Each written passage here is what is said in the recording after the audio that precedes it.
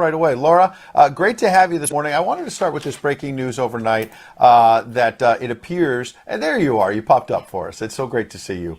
The Daily Mail has a very interesting story that's saying that Vladimir Putin essentially may be running out of bullets, that he might have a week and a half, 2 weeks max. He's losing warplanes, tanks, all the rest of it. He obviously went into this thinking he was going to bulldoze his way through Ukraine. He's obviously caused a lot of destruction. Don't want to minimize the fact there's over 2 million refugees. But this has not gone as well as Vladimir Putin expected.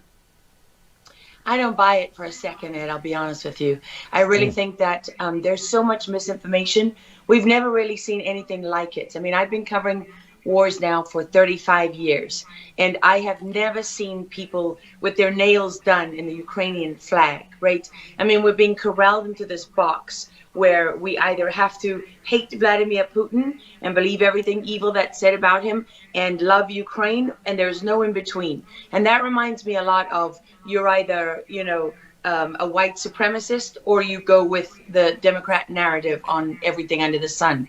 So Vladimir Putin knew exactly what he was doing when he went into Ukraine. The Russian military isn't perfect. They, for example, I've spoken to multiple defense specialists and intelligence specialists from a Defense Intelligence Agency who've studied the Russian military for years. They do have difficulty mounting complex air operations because they do very little training hours in comparison to, for example, the United States air assets, right, our fighter jet pilots. But Russia is not struggling. What Russia has done from the very beginning has been very strategic. They didn't go straight to Kiev. They went to all those bioweapons laboratories that are scattered all over the country. Some of them they built, so they know where they are. They've known where they are since the Soviet Union, because under the Defense Threat Reduction Program, we went in after the fall of the Soviet Union and supposedly turned those facilities from bioweapons labs into public health labs. Although, these days it's hard to believe anything that our leaders tell us, because they've lied about COVID, they lied about Russia collusion, they lied about the Ukraine impeachment trial, and there's so much more going on in Ukraine that nobody is talking about. You see such dishonesty when it comes to the history of Ukraine. You see dishonesty when it comes to the Azov battalion, which is funded by the US and NATO. I mean, you can find pictures of them online holding up the NATO flag and the swastika at the same time. Their own emblem contains the black sun of the occult, which was a Nazi SS emblem. And it also contains the sideways, lightning insignia of the SS. I mean, this is on throughout the Ukrainian military. You can see that black sun of the occult on their body armor, even on the female soldiers who are paraded in front of the world as being, such an example of Ukraine's independence and spirit and nobility. Even they are wearing the black sun of the occult. And, the White House wants you to believe, well, this doesn't matter, it's just a small number of troops. It's not true. The Azov battalion has been murdering its way through eastern Ukraine. Yeah. We don't want to admit this. This was why Crimea voted for independence. This is why Crimea wanted to be with Russia. Because we in the media, in the Western media and in the West, won't acknowledge the reality of what's gone on. Western Ukraine backed the Nazis. It was a headquarters for the Nazi SS. The CIA under Alan Dulles actually gave immunity from prosecution to the Nazis of Ukraine from the Nuremberg trials. So there's a long history of the United States and our intelligence agencies funding and arming Nazis in Ukraine. These are not like new neo-Nazi groups that sprung up. These are the actual Nazis from the Second World War, who, if you go back to the Nuremberg trials, said that they were planning for a 1,000-year Reich. And so you have to really wonder, as you look at this, when you know that the CIA sponsored the color revolution in Ukraine in 2013 and 14, that they selected Ukraine's leaders, go to Victoria Nuland's leaked phone conversation where she and the US ambassador are deciding who can lead Ukraine.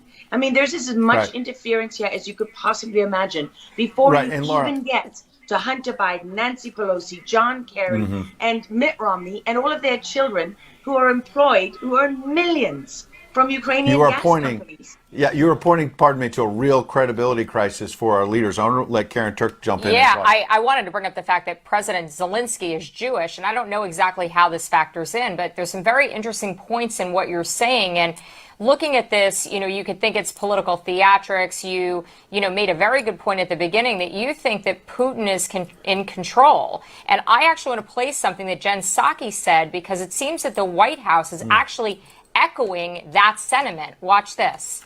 Well, the end game is really a question for President Putin. We have completely crushed his economy. We have provided military assistance, humanitarian assistance to the Ukrainians, enabling them to fight back for far longer than the Russian leadership anticipated.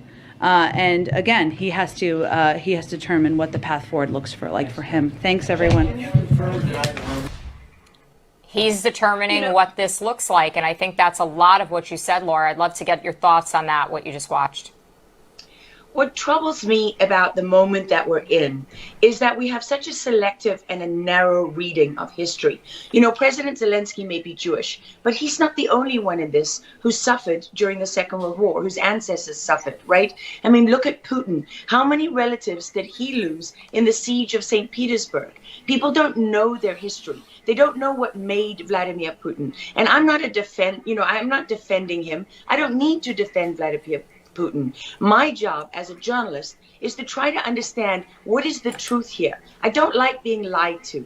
And we're being lied to on an epic scale. When we're told your only choice is you have to be 100% with Zelensky, who's a puppet, who you can find on the internet in black stilettos and leather pants, with shirtless, doing a spoof Dancing with the Stars kind of entertainment video. That's a mock of a Ukrainian group that does this kind of satanic occult type of music video. And I mean, Zelensky was selected like so many of our leaders. And honestly, with big tech and with election fraud these days, we don't know how many leaders all around the world have been selected for us and weren't actually voted in. But what we do know is that there are increasing problems with technology and the digitization of our world. Because look at what's happening with COVID.